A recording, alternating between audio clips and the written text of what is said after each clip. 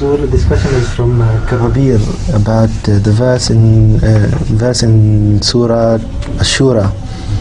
فأوحينا إلى موسى أن اضرب بعصاك البحر فانفلق فكان كل فرق كالطود العظيم. What does طود mean in this verse? See, as I have reconstructed the event of crossing of the Nile by Hazrat Musa alayhi salatu wasalam and his followers from Bani Israel,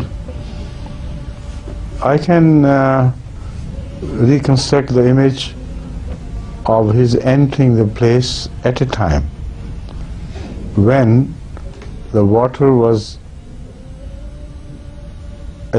about to ebb. So,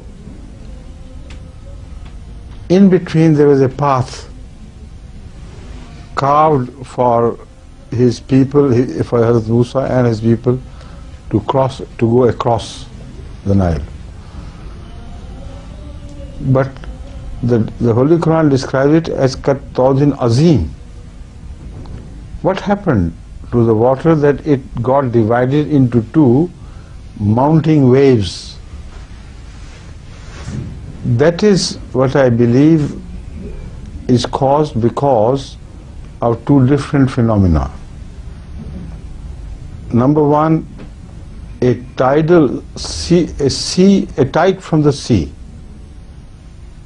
which was coming, and a tide which was caused by the flood in the Nile. They were coming at the time of when the water ebbs out. Water had ebbed out, but a wave caused by some accident or something was created which was mountain-like, which was rushing towards the delta to meet the Nile water. And a flood water wave flood front was descending from above. When Allah told Moses to strike the water with his staff, it did not mean that the water was already together and then got separated. This is how I read it. I believe that when he struck the water, when the people who were afraid of these two waves, mountain-like waves coming from some distance, they saw them as if they were parted. The distance was more than they actually thought it to be. But because of fear, because of the impending terror, impending impact of these two waves if they join together, the entire people must have been psychologically in a state where they thought that they are about to merge, they simply cannot walk across. So Hazrat Musa alayhi salam was told to strike the water with his rod or with his staff. It produced a very similar effect on the psyche of people as the same staff had produced on the psyche of watchers who saw the snakes of the magicians turn into snakes, the ropes of the magicians to turn into snakes. When he threw his staff, that psychological impression was destroyed. And suddenly they began to see them as ropes. So I have noticed myself sometimes you see the waves rising from either side to be so close, and it's such a terrifying thing to see a wave front of the flood moving very rapidly towards you, and another wave front of building on the other side. So I believe this is what happened. Number one.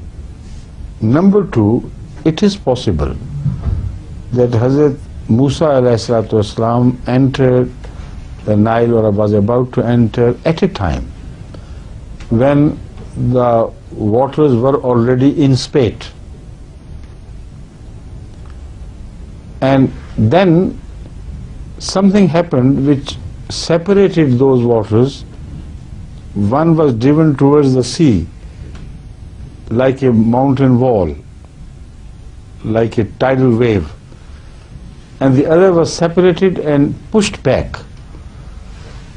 This could have happened only because of a great earthquake taking place somewhere, or great volcanic eruption, because such strong, powerful waves are created by volcanic eruptions that it can create a phenomenon like that. Now, if you study the different propositions presented by those Christian scholars who want to resolve the dilemma of how Moses crossed and how Pharaoh was drowned, they have discovered one geographical event which took place in an island quite at some distance from Egypt. But the volcanoes there erupted with such force that its impact was felt to the very corners of the ocean. And through geographical findings, recordings in the various residual effects of that great explosion, they have found that dust which was thrown up in the air by that volcanic explosion to be found around the Nile Delta and across as well. So if you read their proposition, although it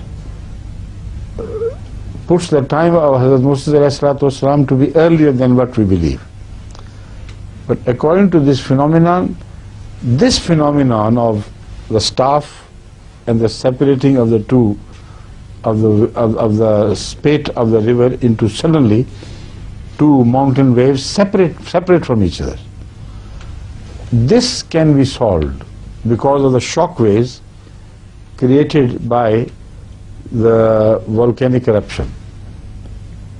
So this scholar who has worked on it, I don't remember his work, but I can remind my office to bring the name of the book and the author, because our research group has discovered this for me, that according to his theory, this caused the unusual phenomenon of the parting of the sea or the parting of the Nile at its delta when Hazrat Musa was about to cross. But according to this, what happened was, and let me further explain, according to this what happened was that it was time for the water to ebb out. But if tidal front was coming from above down towards Hazrat Musa,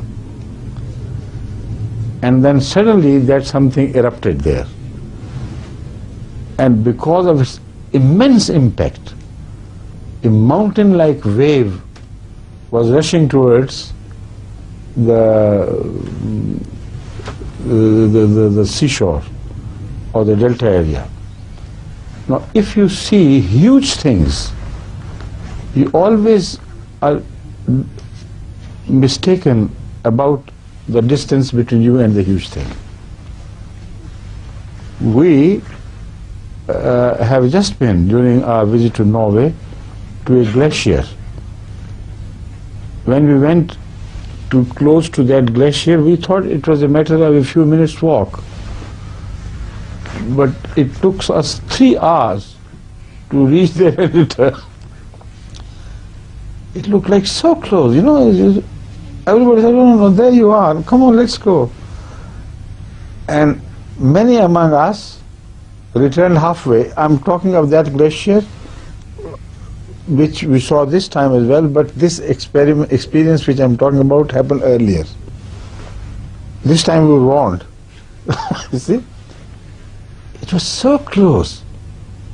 Even small children said, come on, let's go. Old people started to lecture, no sense of, oh, it's a small thing, you know, let's go.